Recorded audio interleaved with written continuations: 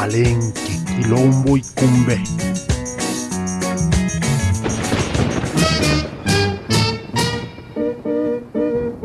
Otra forma de percibir y diseñar nuestra realidad.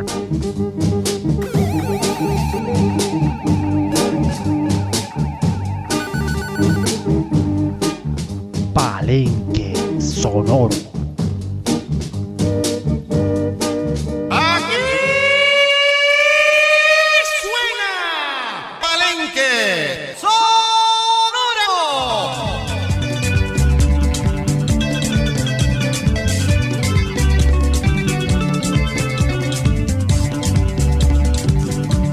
Attention, dansez, dansez toujours.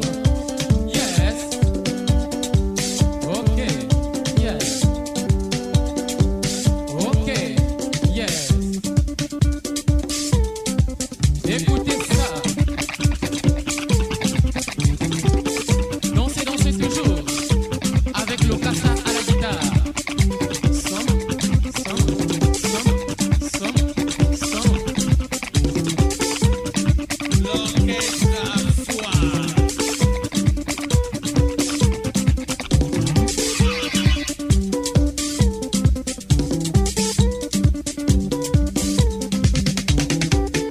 Oh, lo casa de buena mamá.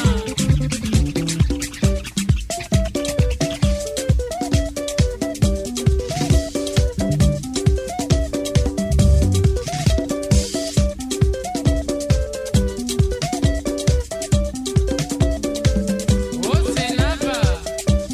J'ai conseillé toi juste à. Et voilà. Ouais.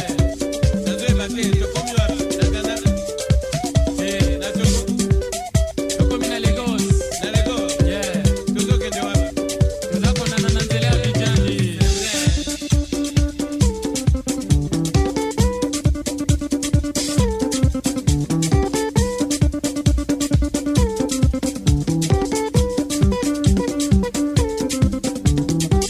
Oh yeah.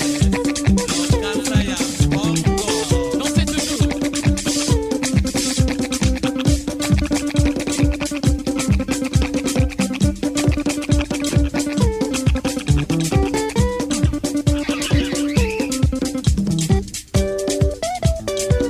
Oh, lo casa de buena mamá. Oh, casson. Y que la caballería. Mora de azúcar. Pisos lo que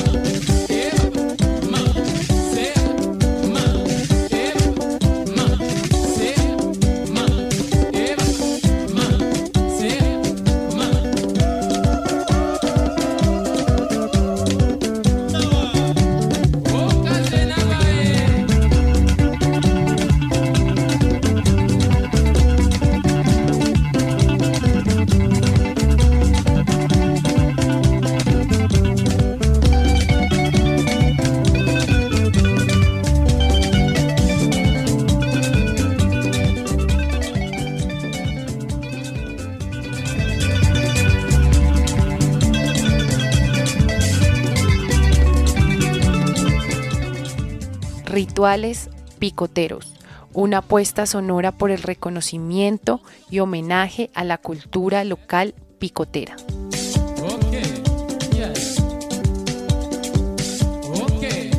El picó es el sistema de sonido colombiano que hace parte de la resistencia cultural y sonora que se expande desde la costa Caribe y llega a distintas regiones del territorio nacional, incluida Bogotá.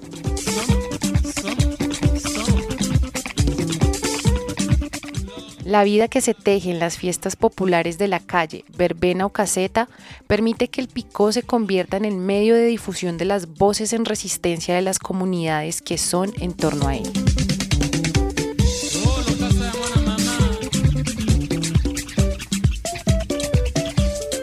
En este viaje sonoro por la historia del picó, nos acompañan las voces de Héctor Puello, El Rolo Estéreo, Edgar Benítez, Dr. Tiger, Walter Pacheco, Monosónico y Lucas Silva, Palenque Records.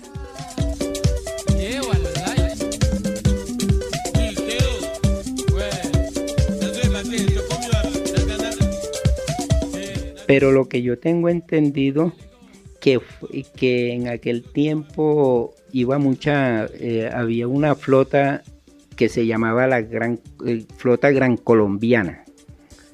Entonces ellos viajaban a muchas partes del mundo y muchos vinieron cartageneros, barranquilleros, creo que de acá de Buenaventura, que fueron los primeros. Creo que por allá se escuchaba, tenían bafles, ¿sí? Pequeñitos.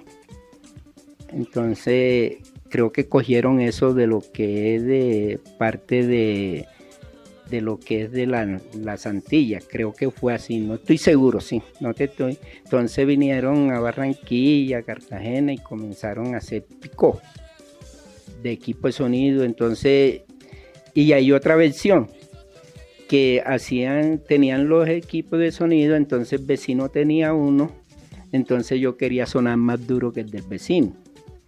Entonces comenzaban y mandaban a hacer cajas. El equipo de sonido ya no servía porque yo quería ahogar al vecino. Entonces esa es otra versión que yo conozco, pero así en sí no te puedo decir eso. Pero sí tengo ese conocimiento que me lo dijeron. Entonces comenzaron los picos, fueron pequeñitos, que fueron así. Y entonces los cogían y se los llevaban aquí mismo, no lo montaban en carro ni nada de eso, porque eran creo que de 2 parlantes, que creo que eran 15 o algo así, o 12. No sonaban muy duros, ¿sí? Bueno, en aquella época sonaban, ¿sí? Pero para nosotros. Entonces, así en sí no te sé decir cómo nació. Pero sí te digo esa versión porque lo escuché de mucha gente ya adulta en aquel tiempo. Entonces, y allá en la costa, en Cartagena y Barranquilla, hay una pelea así, sana, ¿sí? Entre las dos ciudades, porque dicen que salió primero de Barranquilla y otros dicen que salió de Cartagena, que el primer pico salió de Cartagena, que el primer pico salió de Barranquilla. Entonces no se sabe, la verdad que no se sabe quién fue el primero. Yo creo que ni lo más entendido en eso, creo que tampoco lo sabe. Porque eso ahí sí no te sé decir, pero sí tengo esas dos versiones que iban y veían los bafles, entonces comenzaron a hacer, porque los que viajaban en esa flota, que era la Flota Gran Colombiana, eran buques, y se iban y veían, ellos fueron los primeros que trajeron la música salsa, de esa flota, y fueron los que, ahí hay otra pelea de Buenaventura, fueron los de Buenaventura, y otra pelea y dicen que el primero fue Cartagena, que el primero, eso es, pero nadie sabe quiénes fueron los primeros, porque imagínense, ahí sí no, esa es la única versión que te sé decir de los picos.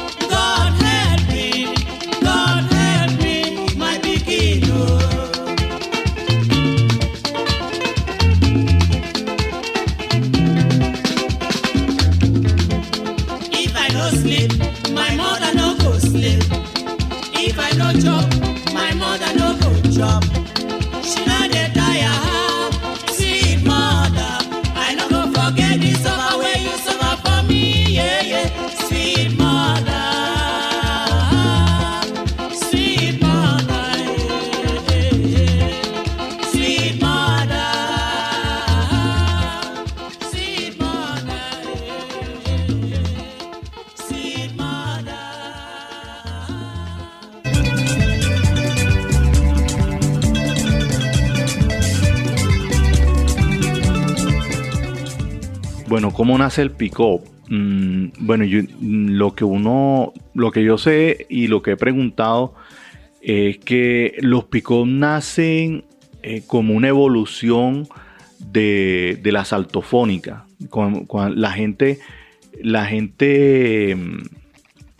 está muy relacionada también con las músicas tradicionales, ¿no? La gente hacía sus fiestas con la música tradicional, ¿no? En el caso del Caribe colombiano, en la parte del litoral era con bullerengue, con músicas de tambores, ¿cierto? Con gaita. Pero entonces hubo un momento donde comenzaron a entrar las altofónicas, que eran estos equipos de que se les daba cuerda y que ponían los discos. Entonces ya no necesitaban de un grupo de músicos que viniera a amenizarle las fiestas, ¿no? Y además, pues traía música de otros lados, ¿no? Era como la moda, ¿no? Y como, podemos hacer el símil como cuando llegó el televisor, ¿no? Televisor, entonces todo el mundo quería ver el televisor y todo eso, o el cine, ¿no? Entonces fue como la evolución de esta altofónica que luego comenzaron, ya no venían en cuerdas, sino que eran equipos más grandes, venían unos equipos en sonido monofónico, con unas cabinas que tenían todo en una sola cabina, un solo parlante o máximo 2 parlantes, entonces tenían unos medios y unos bajos. ¿Y quiénes tenían esos equipos electrónicos? Pues la gente que tenía plata. Y en el litoral del Caribe, durante mucho tiempo, los que tenían plata eran la gente blanca, la gente que tenía grandes comercios o la gente que vivía del contrabando.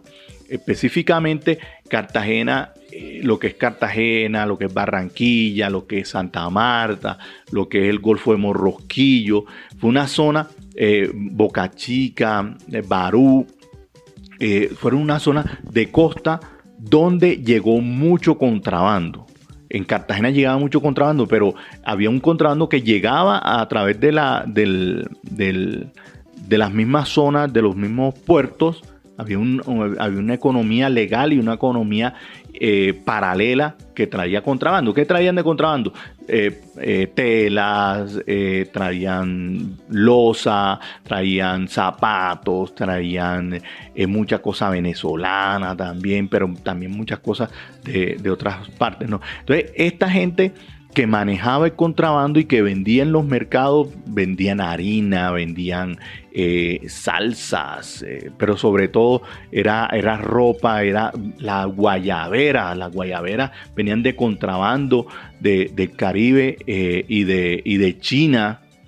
Yo creo que esa gente que hacía eso, que eran también de los barrios populares y vendían sus cosas, pues tenían un ingreso económico. Y uno, por ejemplo, va a ver las construcciones en Barú, y es un pueblo que no tiene agua, pero que tiene unas construcciones de principios del siglo XX, una cosa maravillosa, unas construcciones que son muy bonitas a punta del contrabando. Y eran estas personas negras también, afro, que tenían ese comercio de contrabando. Entonces ellos traían los equipos de sonido, traían la música, y poco a poco siempre hemos querido mejorar la tecnología y eso iba cambiando hasta llegar a traer los equipos de tubo, de amplificaciones de tubo, que fue ahí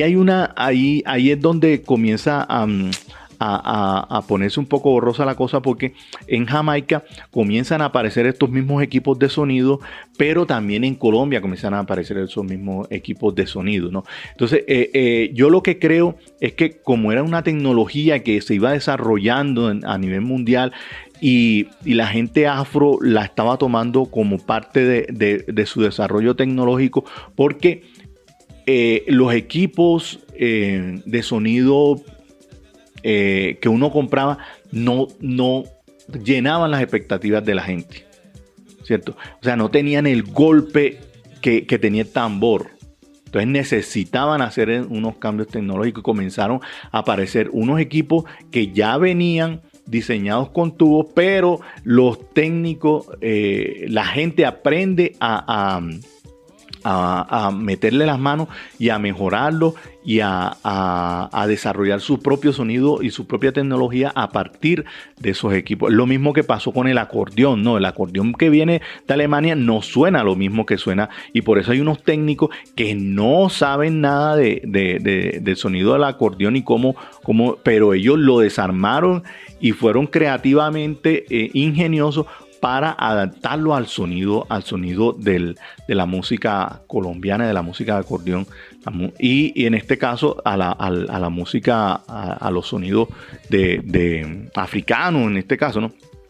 Pero cuando uno comienza a preguntar sobre los pick-up, ¿qué se escuchaba en los pick-up? Se escuchaba de todo. Y siempre se ha escuchado de todo en los pick-up. Ahora, en los últimos años ha estado más especializado. Pero, por ejemplo, habían rancheras. Cuando comenzó todo el boom del cine mexicano, también había el boom de la música. Y uno, por ejemplo, escucha a Etelvina, que Etelvina cantaba rancheras. Petrona también cantaba rancheras. Entonces, el mismo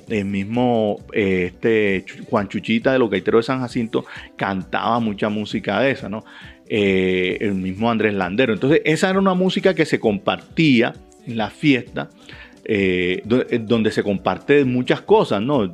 Los espacios festivos no son espacios festivos monótonos de un solo sonido, sino que ahí se comparten muchas cosas. Si uno ve, por ejemplo, que puede haber música de cumbia, pero entonces esta gente escuchaba mucha música ranchera, también cumbias, comenzaron a salir los porros, comenzó a desarrollarse también una discografía local, pero también había mucha música que iba entrando del Caribe, ¿no? Y eso se fue incorporando poco a poco. El jíbaro puertorriqueño, que es la música de los campesinos, con versos de campesinos, y la música, claro, la africana, pero fue como un desarrollo paralelo, ¿no? Iba transformándose los equipos de sonido, pero también iba incorporándose nuevas sonoridades de acuerdo a la gente que iba de los navegantes que iban visitando diferentes zonas y que iban escuchando sonidos que les parecían interesantes, ¿no? En principio estos navegantes tenían música para ellos y para su familia, pero luego fueron viendo que eso era un negocio, traer discos y venderlos.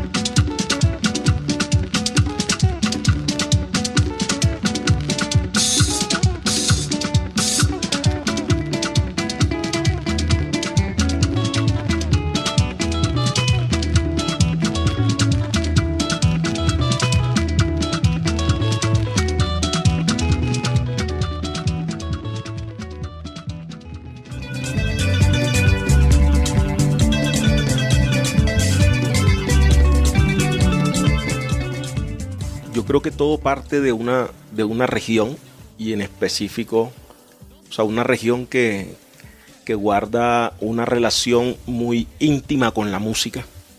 De hecho, hay algo que yo siempre he mencionado como en pues, muchas entrevistas y cosas.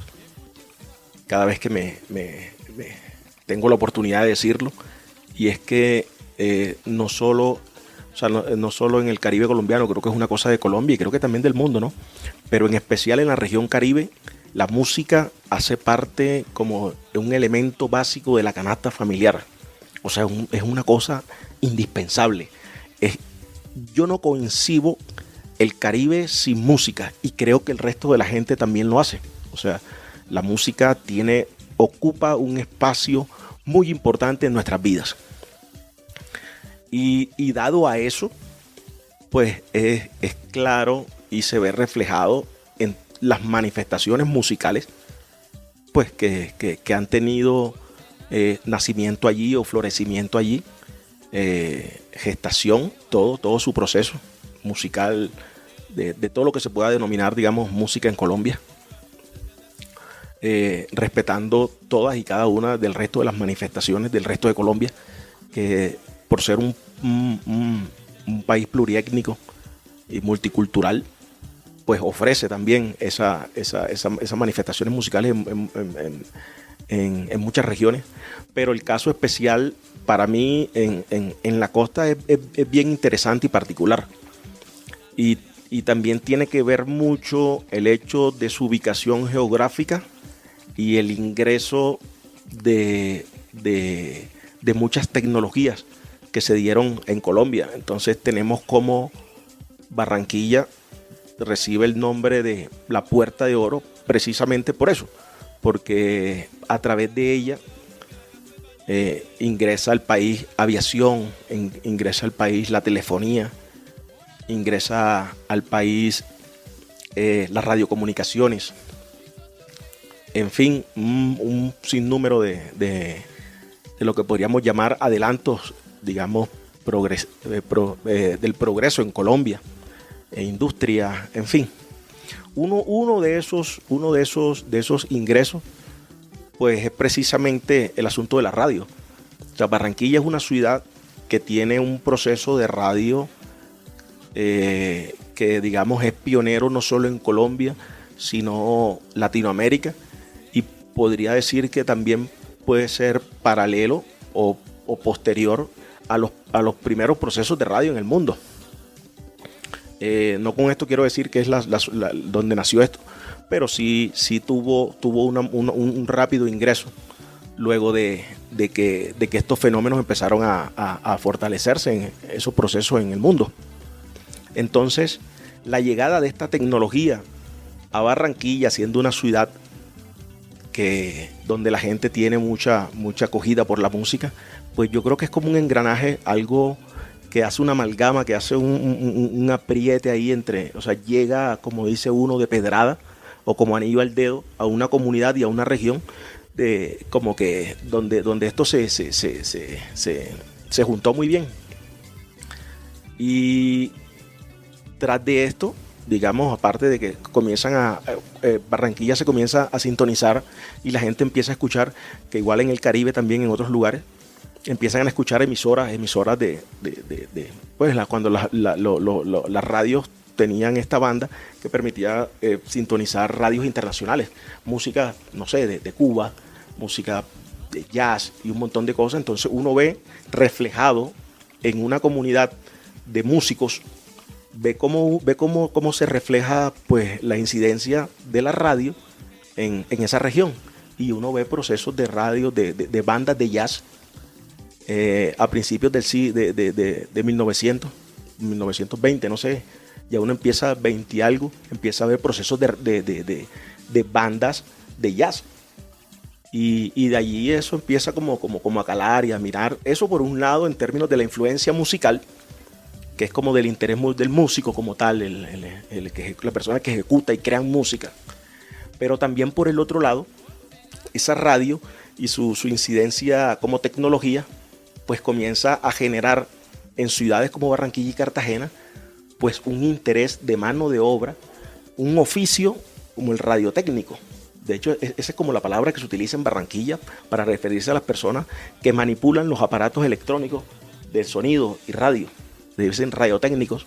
Entonces, no es casualidad que uno vea que en Barranquilla, por cada calle, así como hay un picó, hay radiotécnicos. O sea, los niños juegan a hacer circuitos amplificados de sonido. Los niños juegan a hacer picocitos, desarman grabadoras, y tú ves que un niño de 10 años te puede hacer un amplificador y un picocito, los hacen. Entonces te das cuenta que hay una comunidad donde la gente realmente se apasiona por este tipo de cosas. Claro, lo ven muy ligado a la música. Entonces es como esa cosa de la radio, una ciudad de radio, una ciudad de locutores, una ciudad de músicos y de radiotécnicos. Entonces esta vaina fue un caldo perfecto. Y por qué no, fue eso lo que dictamina para mí el origen del picó, por lo menos en Barranquilla y Cartagena, sobre todo en Barranquilla como tal. Y ahí es donde para mí comienzan a hacer eso.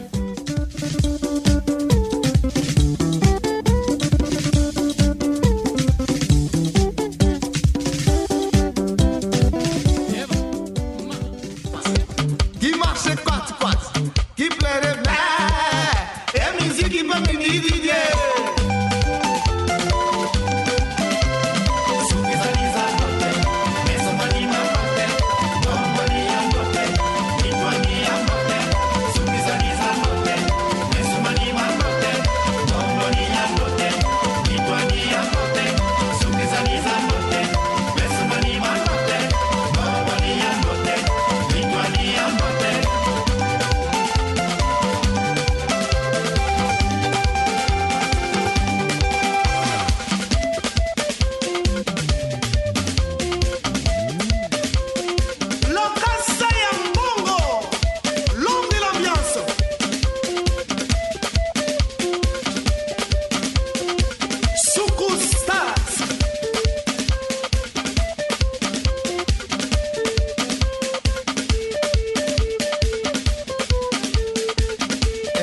Chivita, au moins nous sommes à terre.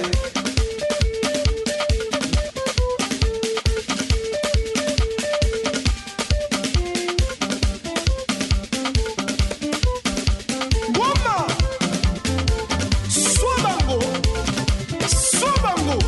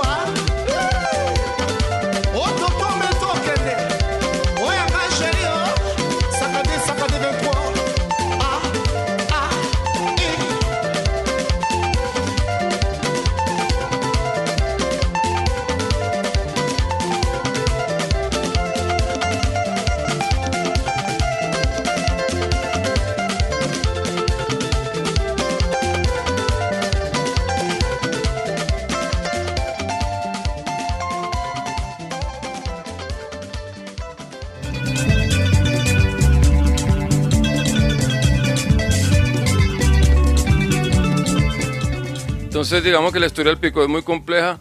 La historia del picó empieza con los primeros equipos de sonido o las primeras vitrolas que llegan a Colombia en los años 20, 30, llegan las vitrolas, ¿verdad? Luego llegan los traganíquel, luego llegan las rocolas. Hay una evolución de los equipos de sonido de eso tan antiguo que era la vitrola, que se asocia mucho a como a los abuelitos, no sé, a la parte andina. Pero también después llegan los traganíquel, que una máquina que se le ponía una moneda y tocaba un disco. Llegan las rocolas, poquito a poco evolucionan los equipos que llegan, digamos, particularmente a la costa Caribe. Los primeros equipos que llegaron, independientes, como hoy conocemos, estos equipos de sonido tocadiscos, llegan con la palabra pick-up, que venía de Estados Unidos, ¿no? Porque era un pick-up, un tocadiscos pequeño. Eran tocadiscos que eran pues chiquitos y la gente le conectaba dos parlanticos, algo muy pequeño. Hay que entender una cosa, en muchas partes de la costa Caribe no había luz. En los pueblos más rumberos, que son los más populares, no había luz. Entonces mucha gente tenía que los primeros maquinitas, los primeros pick-ups, que eran equipos tocadiscos pequeñitos con unos parlanticos que le conectaban, tenía que ir con un generador de electricidad y eso era con gasolina. Muchos pick-ups se quemaron en esos trances porque la instalación era defectuosa, había muchos problemas. Los primeros pick-ups tocadiscos que llegan a la costa Caribe por ahí en los 40, 50. Hay que entender que la costa Caribe siempre ha sido un sitio,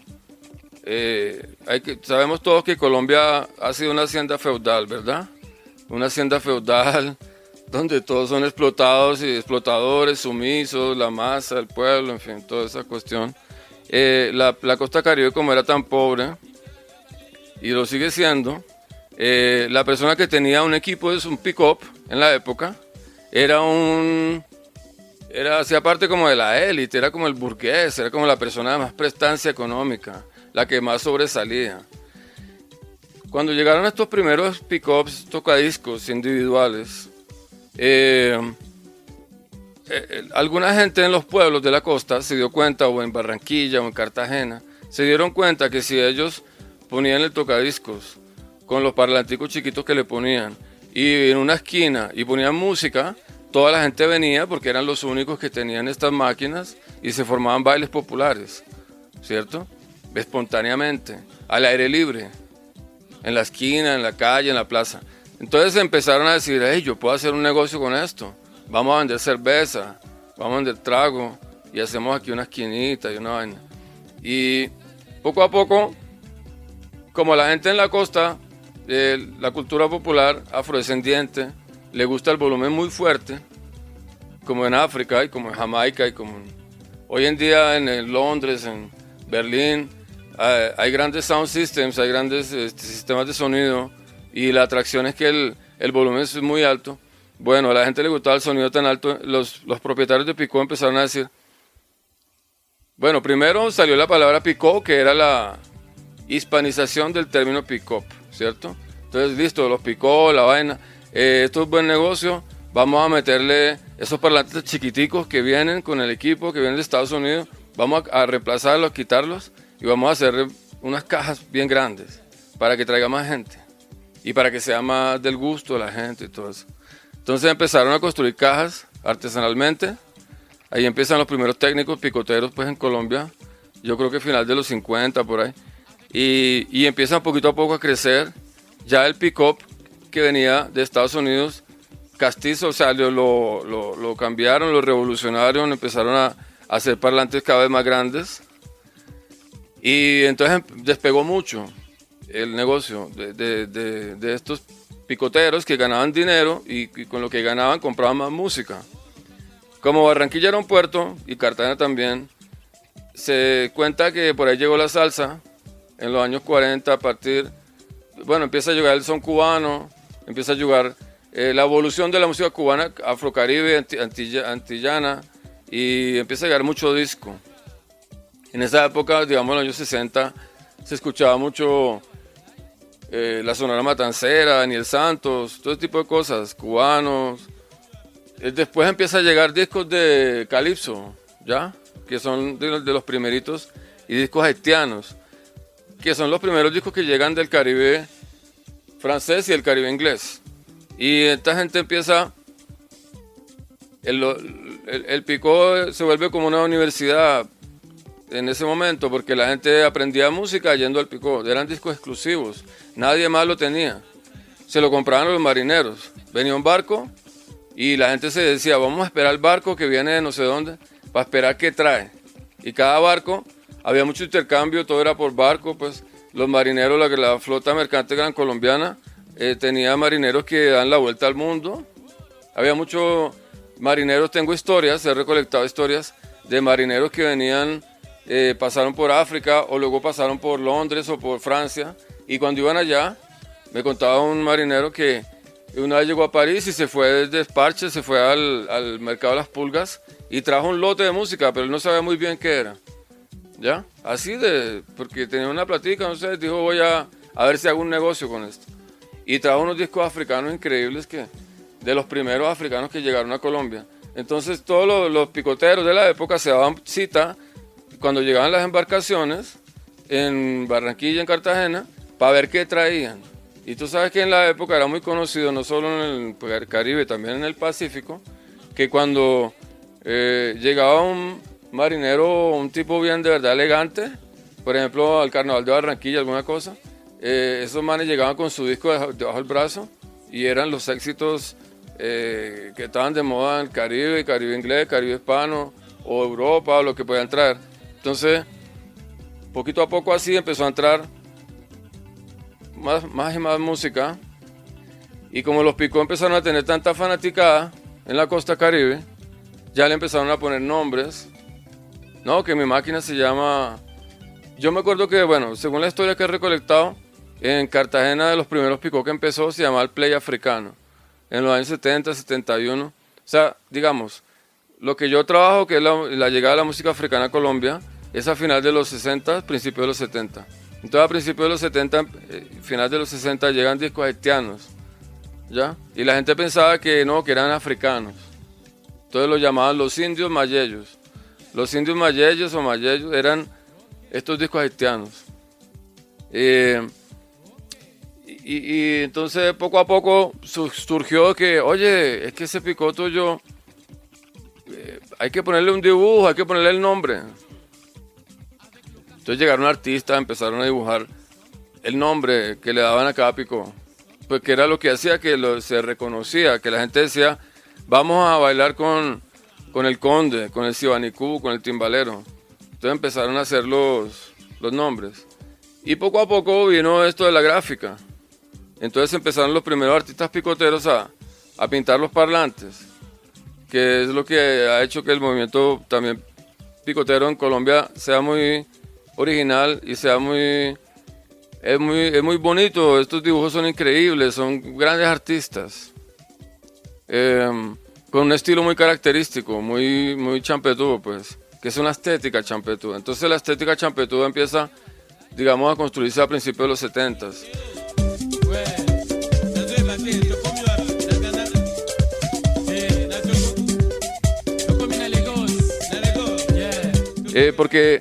Porque lo que trajo ¿por qué el Picó cambió la historia de la música en Colombia? ¿Por qué la modernizó? Porque el Picó trajo lo que llaman flow, ¿ya? ¿Entiendes? Que un DJ que tiene flow, quiere decir que tiene su estilo, que tiene su personalidad, que tiene su viaje. Entonces, eso salió del rap un poco, y después del Picó champetú, ese concepto de que el DJ es una persona que es el centro de la música, y que la consola, el DJ van ligados y en una creación en vivo, simultánea, frente a una multitud, que es el concepto que viene de Jamaica, que es el concepto que origina lo que se llama como drum and bass y todas esas cosas. Bueno, eso lo trajo a Colombia, lo trajo el Picó, más nadie.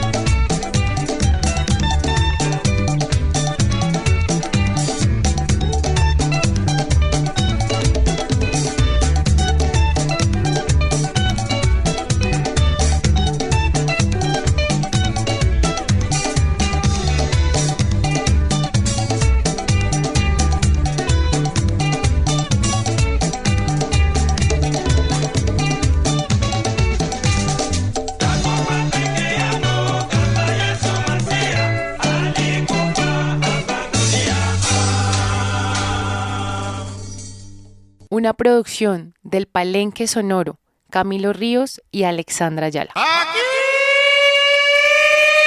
suena Palenque Sonoro.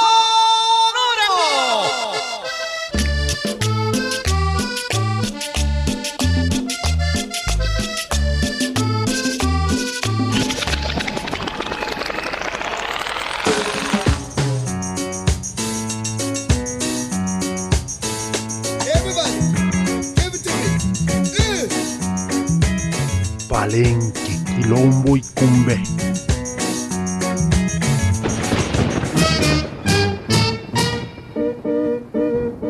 Otra forma de percibir y diseñar nuestra realidad.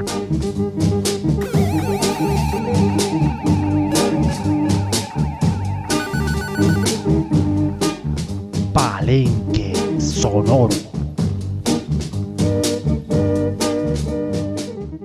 Podcast producido dentro del Programa Distrital de Estímulos para la Cultura 2022, Alcaldía Mayor de Bogotá.